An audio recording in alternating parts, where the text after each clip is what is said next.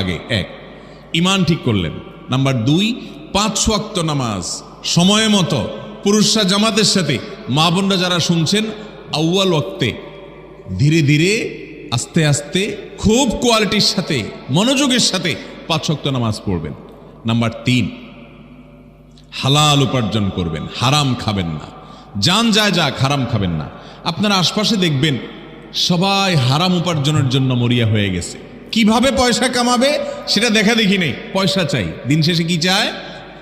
ভাইরা আমার, মা বাবাও মানবে না, নিজের বিবাহ করা স্ত্রীও মানবে না, ছেলে মেয়েরাও বুঝতে চাইবে না, বন্ধুরাও বুঝতে চাইবে না। সবার কথা হলো দিন শেষে কি চাই?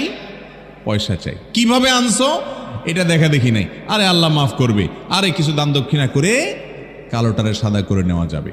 এরকম বুদ্ধি শয়তান দিবে, এরকম বুদ্ধি মানুষ দিবে। এবং এই বুদ্ধি না মানলে সমাজে আপনার কোনো বেইল থাকবে না।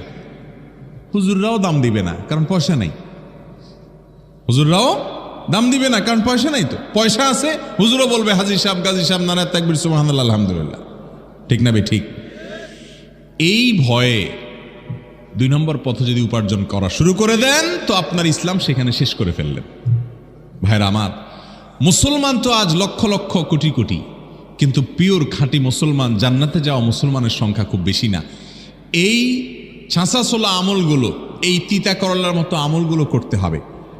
এই জন্য হারাম উপার্জন থেকে বাঁচার জন্য সংগ্রাম করতে হবে। যারা যুবক আছেন বয়সে, আল্লাহ তাআলা আপনাদেরকে এই দেশের নাগরিক হিসাবে এদেশের সরকারি বেসরকারি বিভিন্ন পদে নিবেন, বিভিন্ন চাকরি করবেন, ব্যবসা বাণিজ্য করবেন।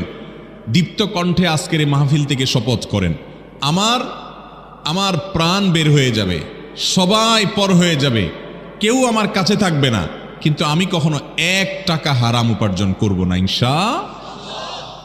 আমরা যদি সবাই সৎ উপার্জন করতে পারি, এ দেশটা সোনার দেশ হতে আর দেরি হবে না। আজকে এদেশের রন্ধ্রে রন্ধ্রে দুর্নীতি, রন্ধ্রে রন্ধ্রে দুর্নীতি, কোথাও দুর্নীতি ছাড়া নাই। মানুষের নাবিশ্বাস, আমরা সবাই দুর্নীতি থেকে মুক্ত হতে চাই, কিন্তু আমরা নিজেরা কেউ দুর্নীতি ছাড়তে রাজি না।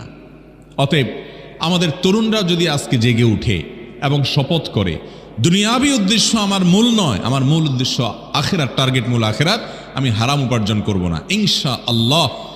এই একটি পয়েন্ট আপনাকে একজন মুসলমান হিসাবে, জান্নাতি মুসলমান হিসাবে আপনাকে অনেক দূরে গিয়ে যেতে সহযোগিতা করবে। হারাম উপার্জনটা আমি করব না।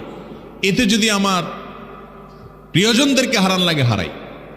ছেলে মেয়ে বলবে, আব্বু সবাই তো কামাই করে নিয়ে আসে, আমার আব্বার এই অবস্থা কেন? বউ বলবে, সবাইয়ের স্বামী কত বাজার করে নিয়ে আসে, তোমার এই অবস্থা কেন? ভাইরা আমার, এই সব সংগ্রামে জেতার জন্য